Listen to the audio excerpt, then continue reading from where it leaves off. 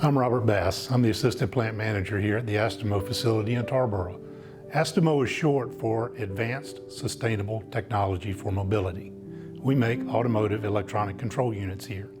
About 85% of the Hondas you see on the road in the United States have at least one unit, some as many as 4 units from our facility right here in Tarboro. The partnership between Edgecombe Community College and our plant goes back almost 25 years to the founding of this facility.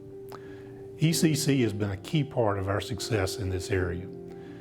The college has provided training for our associates and also serves as a source of graduates to fill key roles within our facility. Partnering with Edgecombe Community College has allowed us to develop local talent to fill roles in production, maintenance, engineering, and even management in our facility.